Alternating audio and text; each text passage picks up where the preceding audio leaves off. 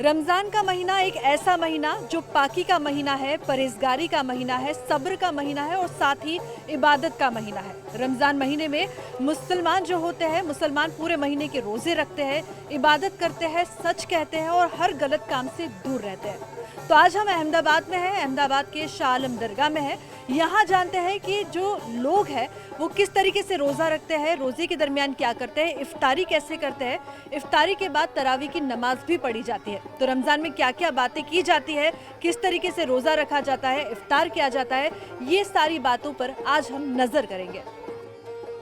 रमज़ान महीना इबादत का, सब्र का, नेकी का, परहेजी का एक ऐसा महीना होता है रमज़ान, जिसमें मुस्लिम समुदाय के लोग पूरा महीना रोजा रखते हैं।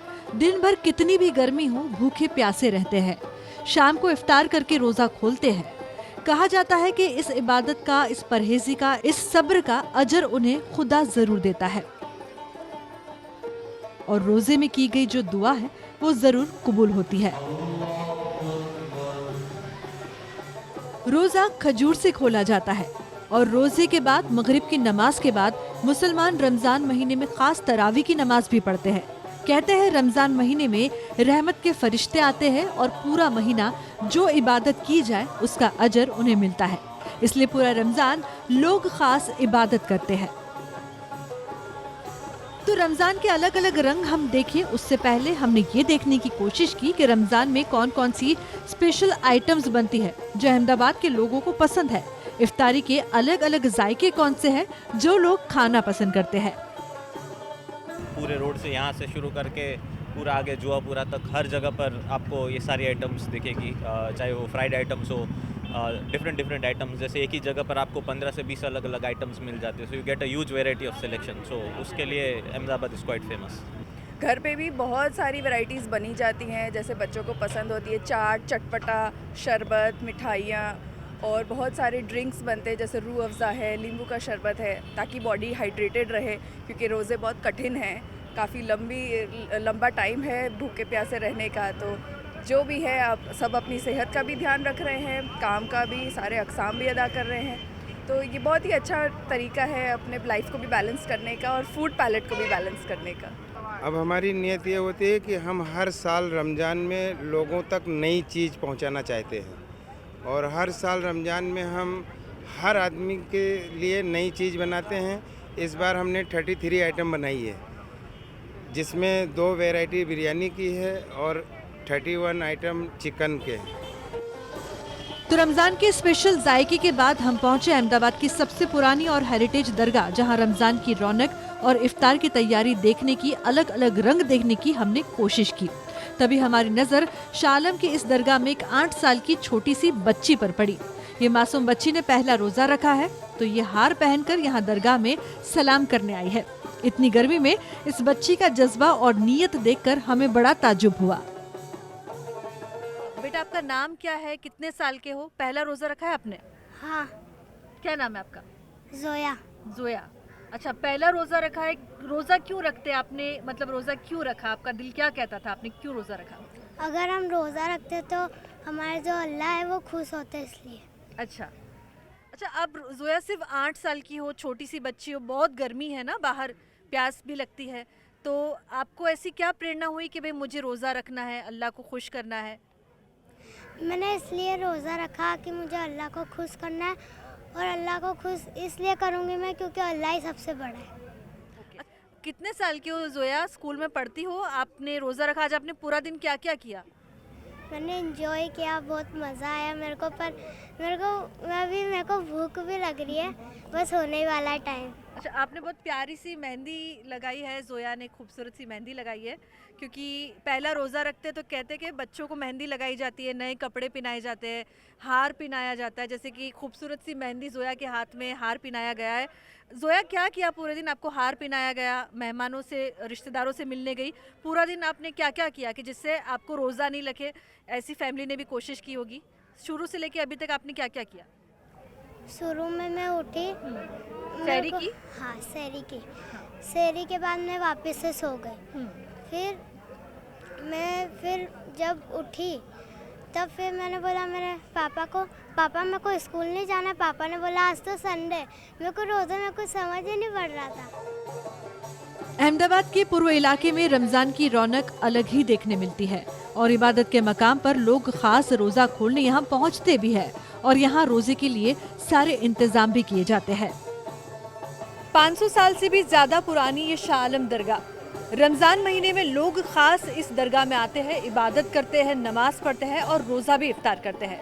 कहा जाता है कि इस दरगाह में जो भी मन्नत मांगी जाए वो मन्नत जरूर पूरी होती है।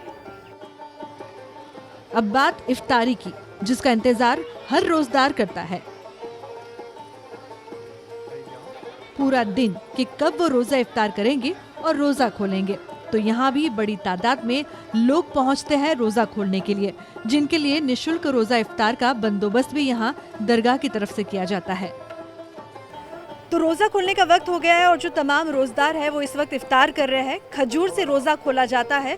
सारे दिन की बंदगी के बाद, नमाज के बाद खजूर से रोजदार अपना रोजा खोलते हैं, जिसके बाद वो मगरिब की नमाज पढ़ते हैं और उसके बाद वो तरावी की नमाज पढ़ते हैं।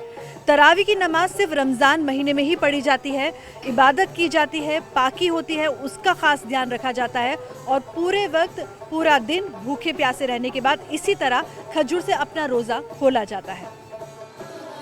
यह है वजू खाना।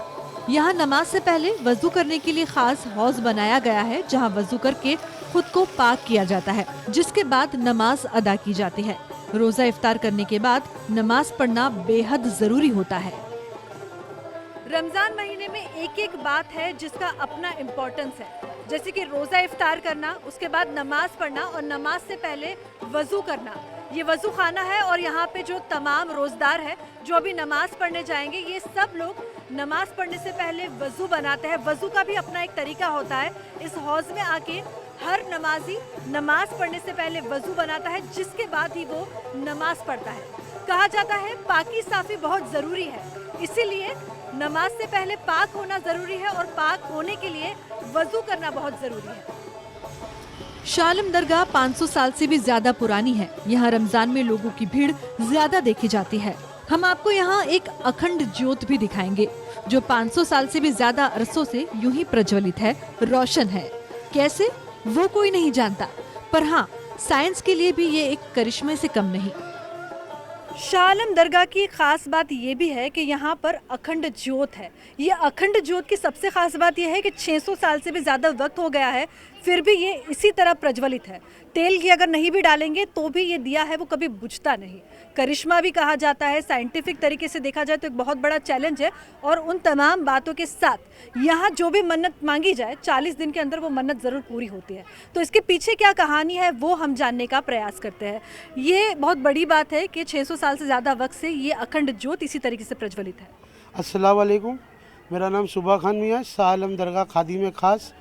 ये शाह आलम सरकार की अखंड ज्योत कहा जाता है।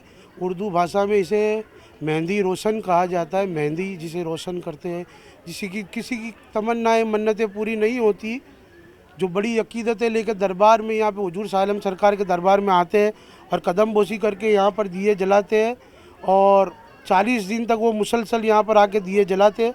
उनकी मनोकामनाएं, उनकी जो भी दिल की तमन्नाएं, जो भी दुआएं रखी है, कोई भी बेटी की शादी नहीं होती, कोई को औलाद नहीं है, किसी को कैंसर की बीमारी, जैसे अभी आपको बताया, ऐसी कई सारी दुनिया में सबको अलग उलझन अलग अलग हुए, वो सब यहाँ पर आते हैं। और जुमेरात, जुम्मा और रविवार के दिन तो यहाँ पर हुजूम होता है और लोगों को यहाँ पर दिए जलाने का भी मौका नहीं मिलता। एक्स्ट्रा दिए जलाए जाते हैं, हज़ारों की तादाद में एक्स्ट्रा दिए जो अपने घरों से लेके आते जलाते हैं और अपनी मन की मुरादें पाते हैं। और यहाँ से हुजूर शाह आलम सरकार से खाली दामन कोई भी नहीं जाता।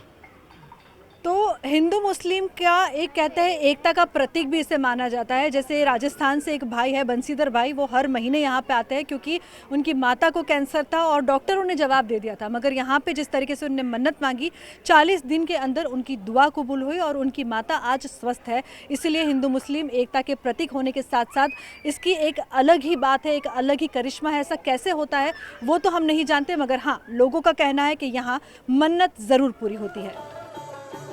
रमजान में सहरी से लेकर इफ्तारी तक, इफ्तारी से लेकर मगरिब और तराबी की नमाज तक, इसी तरह ये शहर, ये गलियां, ये मस्जिदें, ये दरगाह और घर रोशन रहते हैं। और खुशियों का पैगाम फैलाते हैं।